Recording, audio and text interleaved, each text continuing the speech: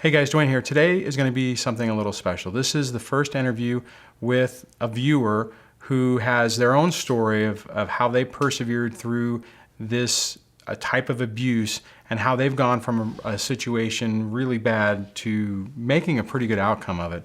And that's the whole idea behind this series, is to find people who've gone through this, who can tell the story to provide you guys more examples and real world examples and real world stories of how people have gone through this type of overt and covert narcissistic abuse through a divorce and how it affected them and what they were able to do to overcome it.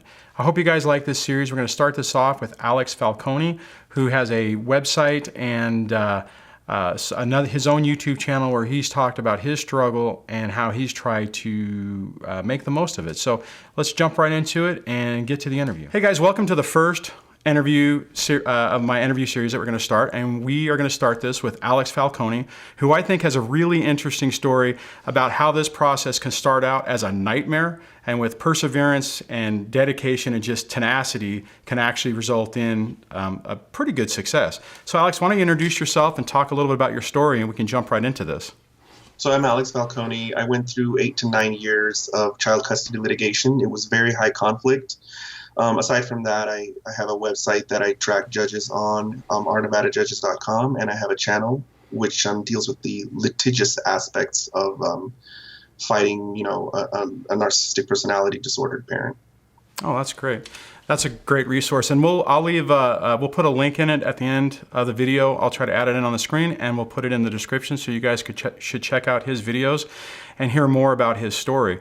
But first, I want to ask you, when your situation started, did you know that the relationship was breaking down, or were you completely blindsided, or how did that part of this the part of your story start out? I knew the situation was breaking down. I knew that. I think for me, what happened was I wanted to be a parent. I loved my son, and I started to realize that my ex was controlling every aspect of the relationship, and that I wasn't actually a father while I was in the relationship. So it was kind of weird. It was the opposite of stay together for the family. It was more of, if I stay together, there is no family. This is just a facade. This is fake. Oh, so the catalyst was an attempted suicide by her. It was a fake attempt for sure.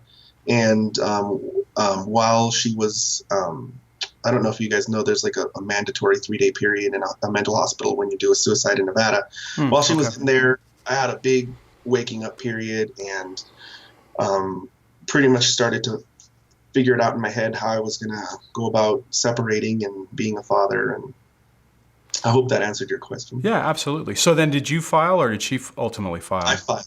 She did everything in her power to avoid service. It was the biggest joke imaginable. Oh my God. She hid.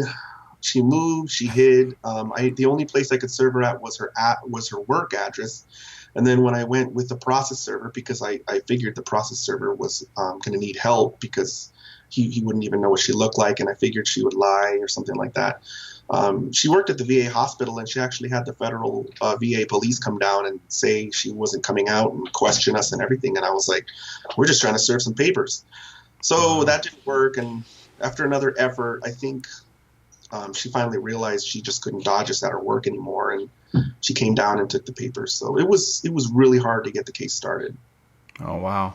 So how did it roll into, you'd mentioned before we started about, and I've watched some of your videos where you talked about in the beginning, you got basically saddled with a supervised visitation. How did it go from that situation with a suicide attempt to you filing to that?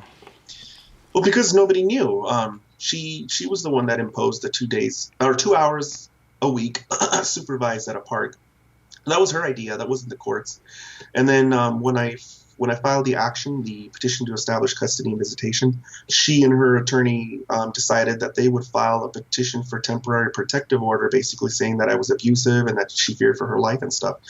So one of the things that happens when somebody files one of these things is a domestic master, so not even a fully elected judge, will hear the allegations, and the domestic master imposed a 3-month extended protective order and said that the visitation schedule put into place by my ex would stay until we got to the actual district court proceedings with the actual family judge. So that's how that started out. Well, that had to be pretty devastating. I can only imagine walking into that, because I'm assuming when you walked into that hearing, you figured it would be thrown out, and then to walk out with that upheld until you basically went to the full court, right? Oh, absolutely. When you start, at least for me, and I help a lot of people, you live in a total fantasy land. You Yeah. go in there thinking, oh, everything is going to go my way because that's the truth. But Yeah. it doesn't really work that way, especially when they have an attorney and you don't. If you both have an attorney, or if you both don't have an attorney, usually things can be pretty even-sided. But if one person does and one person doesn't, I see issues. I see issues. So you started without an attorney, or did you have an attorney on that first part? I didn't have an attorney in the beginning at all. And in fact, even when I did have an attorney, it was for very specific pinpoint parts of my case. Oh, okay. So, I mean, less than 5% of I mean, that's a ballpark figure. I mean, less than 5% of the time I had an attorney. Now, do you think that not having an attorney at the beginning hurt you with that initial hearing, or do you think it would have gone the Yes. same way? Oh, okay. Well, to be honest, getting a bad attorney or a mediocre one, the outcome might have been similar. But yeah, I think that was a huge part of as to why that happened. So during that part of it, I mean, how did you? I would imagine that part of it, you were probably pretty crushed and feeling like your whole sense of reality must have just been shaken. And how did you deal with that part of it? Well, in the very beginning, I did feel pretty depressed, couldn't sleep. It felt like my world fell apart. I mean, really what kept me from giving up was that I started to feel a lot better about myself once I had moved out and I was doing my own thing. And I Right. started to read a book series that very much became a part of my personality. And that kind of kept me going too, kept me fighting. So yeah, I mean, it was a little bit of luck and a little bit of circumstance. So was the book series you were talking about, was that pertaining to this, or was it just something that was just inspirational on a completely different level? It was very inspirational. It was a Terry Goodkind sort of truth series. The whole premise behind getting yourself out of your bubble, out of your fantasy land, and Comfort accepting zone. truth. Exactly. And that helped me push through. Okay. So at what point did you? Well, let me ask you this. So I know I mean, you've always been fighting this for a long time. And when we were talking earlier, you said it took a while to realize that you were dealing with a narcissist. So what was the transition period from when you were still just trying to fight this to get to the point where you actually had an idea of really what you were dealing with, and how did that change your whole approach on this? Oh man, it was a real evolution. The first 2 years, I really tried to get her to understand things the way I thought I would understand them. I tried to get her to see things from my point of view. I tried to get her to, put yourself in my shoes. How would you feel if I did this to you? Appealing to empathy, and this is not good for our son. None of that worked. So after a couple of years, I realized maybe I'm just fighting too hard. Maybe if I just back off a little bit and let her have more control, things will be better for our son. And no, that just made things worse, because the nicer I was and the more I let her take control, the more control she wanted. It was as if she saw it as a sign of weakness and pounced and became worse. So after those 4 years, I started to think to myself, okay, she doesn't have empathy. She's a sociopath or a psychopath or something like that. I mean, I wasn't really doing a lot of research. All I decided was, it's obvious she doesn't have any empathy. I'm not going to get anywhere trying to appeal to that. I'm going to have to fight harder. And so she's probably an antisocial personality or something like that. I mean, I read a lot of stuff online, and that's what it said. Later on, I started to see some of Sam Backman's videos, and over time, I started to realize this is narcissistic personality disorder. I mean, to a T. I mean, and I mean it was a process. It took me years. Yeah, it does take a long time on this. It's actually unfortunate. Okay, so you went through the first part with the supervised visitation, and then you said it went from that to more like what, weekends? And then what was the time frame on that? What was the process from the beginning with the supervised visitation to where you are now? I'm going to give you some ballpark times, Okay. and I'm going to also give you the links to my docket so that if your viewers want to see exact times and dates, they can see my docket. It's Okay. got like quick look here, almost 1,000 entries, so it'll be quite a read for people. 766 entries. Wow. And that's just one case. There's actually 4, and then 3 Supreme Court cases. But anyway, where was I? Remind me. No, you were going to talk about the visit, and the reason I'm asking this because I know a lot of people, a lot of viewers get in these situations where it starts out really bad, right?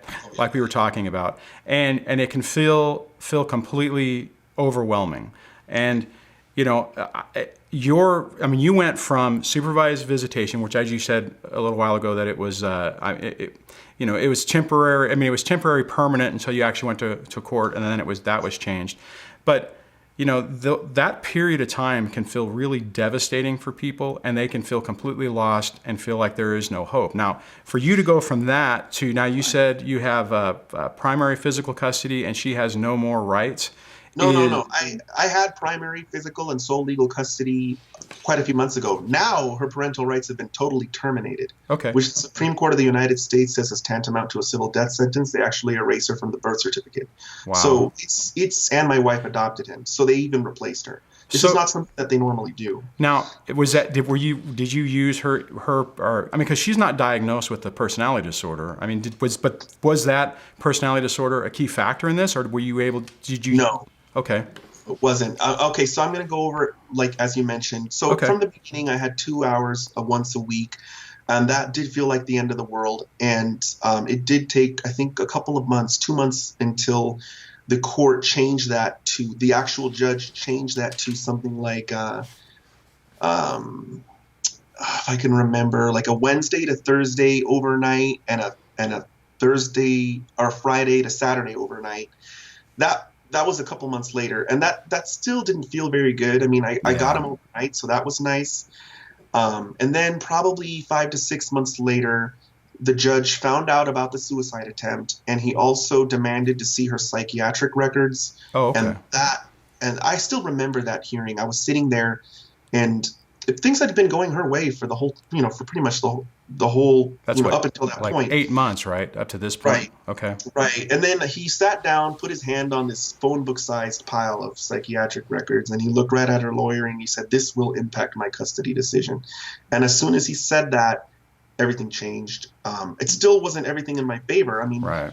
What happened was the judge gave me joint physical and joint legal custody, and then a schedule that was much more substantial. I saw him about 40% of the time. I think it was Wednesday to Friday, Wednesday from 3 till Friday at midnight, which we need to talk about as to why this happened. The transition was at midnight? This is what you're about to find out was a big enough deal involving a second judge and outrage, Supreme Court stuff, and other crazy stuff. And then until Friday from 3 until Sunday at midnight. So 2 midnight exchanges every week. And that was and how old was your son at the time? He was 2 or 3. That's a good time to transition a child.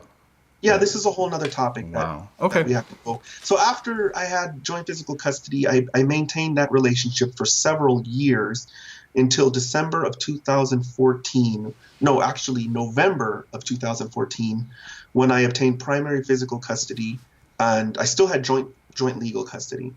And then, so that's most of the time he was with both of us. And then about 6 to 8 months later, I got sole legal custody. And then a couple months after that, the judge suspended her in-person visitation rights. And then 6 or 7 months after that, the court terminated her parental rights. And then a week later, they adopted him to my wife. So whenever they started making those decisions, what was the catalyst for that? I mean, was it just emotional abuse or what? The very first decisions was just the judge becoming disillusioned with her and her attorney. So the big one was the modification to primary physical custody. And that decision was based on dental neglect. I actually had to have the dentist come to court and testify. And almost educational neglect. She wasn't taking him to school. So I think it was something like 14 absences in the span of a couple of months. And we had joint custody. So you have to realize that was all on her time. Wow. So there was just a big cluster of absences. And then the dental neglect was serious. He had 5 crowns and 2 extractions at age 7. Wow. So that caused the court to modify primary physical custody. And then the legal custody was because she wasn't returning any communications. That's a whole nother boondoggle in itself. The communication constantly changed depending on how the situation was going. Yeah, she just stopped communicating. And then the court took away her legal custody. And then after all that happened, she just left. She just completely vanished. And then they terminated her rights for abandonment of the child. Wow. But you're talking about so that was what you said, an 8-year period to get to today? Let's see. We started August of 2008, and the termination happened August of 2016. So, yeah. So how did you, where did you find your perseverance just to struggle through that? So that's a really long nightmare. I know. I just loved him so much, and I just couldn't stop. A lot of it was me. I mean, even when I was in the relationship, even though I didn't know she had a disorder, I didn't know the type of person she was. I knew she was negative. I didn't get the vibe that it was going to be a great, I grew up without my father, so I wanted to be a part of his life. And yeah, I can relate to that. The reasons that I was hearing for why I shouldn't be a part of his life were totally fabricated. So that kept me going. I mean, I kept on saying I'm on the side of truth. I mean, all I'm trying to do is be a part of his life. I'm not trying to cut her out of his life, at least not in the beginning. Right. When the abuse started to become more manifest is when I started to take more aggressive actions. But even in the beginning, when I had joint custody, I still had to go back to court because she wouldn't tell me when doctor's appointments were. She wouldn't tell me. I remember that. That's a situation. First, she would just take him to appointments and not tell me. So I filed a motion. The judge said she had to tell me. So then she would tell me like a couple of hours before the appointment. And then she would schedule them when I was at work. So I had to go back to court for the same issue. And then the court said, fine, now you have to tell him 14 days in advance. And that fixed that situation. But then I had to go back to court for violation of court orders to have her held in contempt of court. But you did this. Did you do all that on your own? Were you self-representing in that state? Or yes. In that stage, I self-represented the entire way through with 2 exceptions. School. One time we had a school dispute. I wanted him to get into Coral Academy of Science, which is a charter school. And Washoe's dropout rate is something like, Washoe County, Nevada is like 50%. It's pretty bad. Wow. And she didn't want to go. She didn't want him to go there. She wanted him to go to a school. She actually didn't even respond to any of my emails. She didn't show her opposition to going to the charter school until I filed a motion with the district court. So I filed a motion, and I got an attorney for that, and he represented me for free.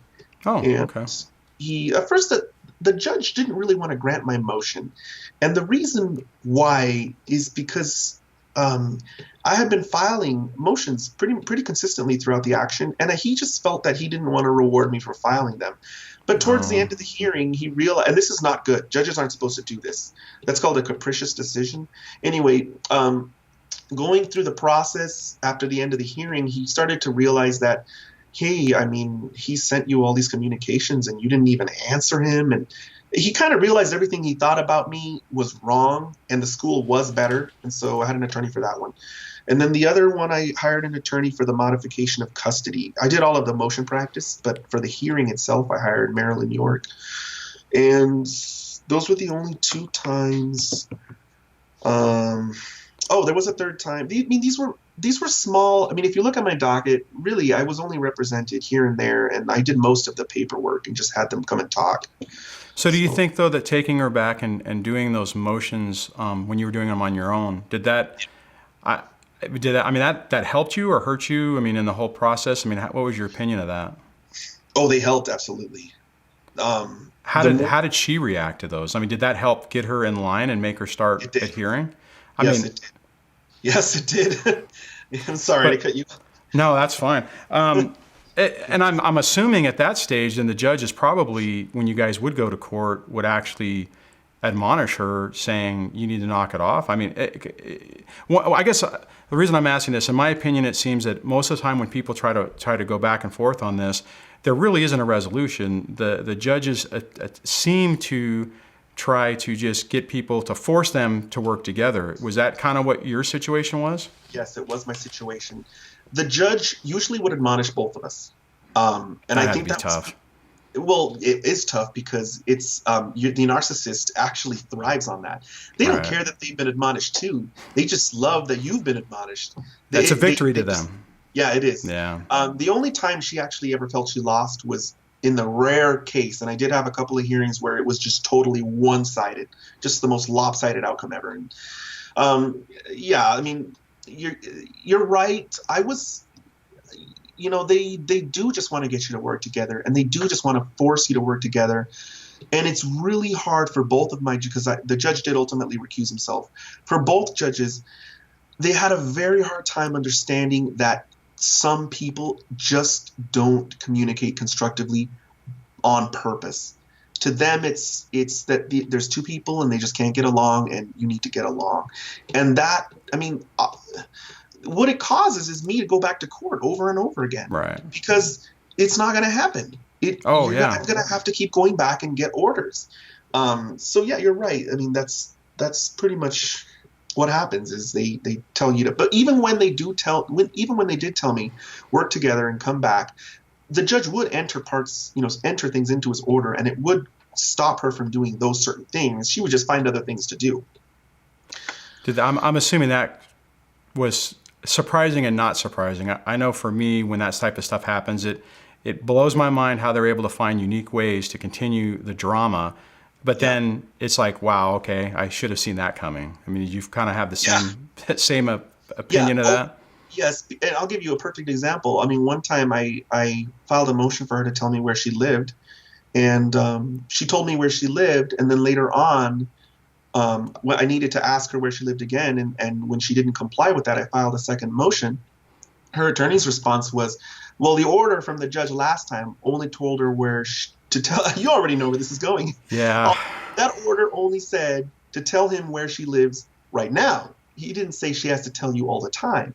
And the funny thing is that actually got her out of a contempt. The judge actually said, the lawyer's right. I can't hold her in contempt because I didn't tell her to continuously tell you where she resides. And in that order, he could have said from now on going forward, tell him where you live. And he didn't do that. So I ended up having to go back to court a third time. Oh, wow. And so even when you as the parent know, I need this language in the order, please put this precise language in there, the judge oftentimes wouldn't do it, and I'd end up back in court. Well, that was one of the things that I've said in some of my videos about your initial court order is try to think of everything that's important to you. I mean, and I didn't, you know what, honestly, I see exactly what you're saying, and I didn't add that because the problem is we think that this stuff is normal. It's like, well, why wouldn't someone tell me if I moved, right? And Right. I had a similar situation with phone. You know, she disconnected her phone, got a different phone, and didn't even, it was, then when I finally asked, it was like, oh, did I forget to tell you? I mean, it was just silly stuff like that. Yeah. So what would be your advice to people who are going through this? And everyone needs to check out your channel and look at your stuff to get, just the inspiration to try to be able to continue on and fight this. But what message would you like to share with everybody? Well, I have a few general principles when I try to help people. The first one is figure out if they have a disorder and learn everything you can about the disorder, because the biggest battle isn't even the court. It's in your own mind, because your own mind is going to try to psych you out and make you doubt yourself. The narcissist is going to try to psych you out and make you doubt yourself. And the attorneys and even the judge will try to psych you out. So you need to, first figure out what you're dealing with and learn everything you can about it. The second part is you're living your factual background. I call it that because that's what it's called in the motion. Remember, when you interact with the narcissist, everything you do is potentially going to be in court. And some people really have a hard time with this because they get so mad and angry with the narcissist that they just can't help it and they go ballistic. And then the narcissist uses that in court against you. So remember, you're living your fact, especially if you're representing yourself. You're living what you're going to be typing up next month. So you have control over what you're going to put in there because you have control over yourself. And then finally, don't rely on the judge to be nice. because sometimes you're going to get a great judge, and that's great for you. You're lucky, but a lot of people don't get a great judge, and Yeah. so you have to plan going in that you're going to have. I hate to say it, but you have to plan that you're going to try to control the court's outcome, because that's what it is. That's what you're supposed to do. That's what your ex's lawyer is going to do. They're going to try to control the outcome, and the only way that you can do that is by learning the process. So the hardest part's the last part, learning all of the convoluted case law and the statutes and the court rules and how they interplay, and using it. Once you figure it out, use it. Well, what's your recommendation for people to find that information, to learn that? I mean, how did you learn that? Because that's not an easy thing to do. It's not. The first time, in the very beginning, I would assimilate my ex's attorney's techniques. So I looked at, why did I lose this hearing? And I looked at her motion, and I'm like, hey, that's what the judge said. He brought up these things. I didn't understand them at the time, but now it makes sense. So if my ex's attorney's winning using these statutes and case law, maybe I can win by using them too. And then you have to figure out where to find them. So, I mean, I noticed she was winning by citing Nevada revised statutes, and she was citing case law. And so you find the Nevada revised statutes in Google. There's a page with all of them. I'm sure other states have these too. Court rules come into play, so you find those online. And case law, which I use scholar.google.com, which is free. It's not the best because it doesn't do something called shepherding. But if you don't have access to LexisNexis or Westlaw, then use scholar.google. It worked for me the whole way through, and it's not, like I said, it's not the best, but it works.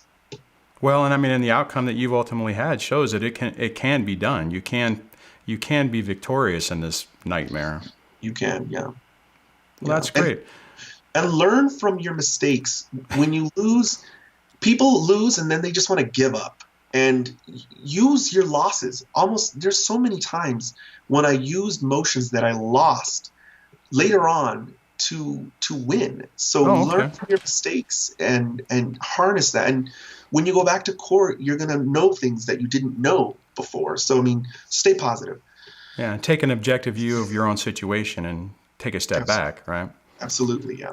Okay. Well, I really appreciate you taking the time to come on the channel and tell us your story. Again, can you give what your YouTube channel name is? The Proper Person. Okay. That's what it's called. It's a play on proper. When you represent yourself, you appear in Proper Person. All right. And the website's called ournevadajudges.com. All right. And you guys should check that out. I'll leave the links in the description below. And thanks again for coming on the channel, Alex. I appreciate it. Thank you, Dwayne. It was a pleasure. Okay, guys, that wraps up the interview with Alex. I hope you really liked it. I hope you appreciate what he had to say, and you take the time to check out his website and his YouTube channel to learn more about his story and some of the things he had to do to basically get victory in his situation. Now, going forward on this, if anyone's interested in doing this, and I get that being public and having your face out there is a little cumbersome. There are some ideas where we could do that to where maybe there's some more anonymity. So, but if you guys are interested in doing this or being a part of this interview series, and you think that you have a story that you can tell where you've gone through the phase of not knowing to knowing what you're dealing with, and then the tips and the tools and the techniques you've utilized to be successful through it, reach out to me. You can reach out, or the best way would be through email, which is Dwayne@dadsurvivingdivorce.com. You can actually go to the website, which is dadsurvivingdivorce.com as well, and submit an email form there. But just directly connect with me, let me know that you want to do the interview, and we can work out some details, and I can get some more information about your story, and we can try to set something up. I hope you guys like this. If you do, please comment about the series. If you want to comment on some of the things Alex talked about, please do that as well. And if you like this idea and the series, please give it a thumbs up, and I will talk to you guys in the next video. Take care. Bye.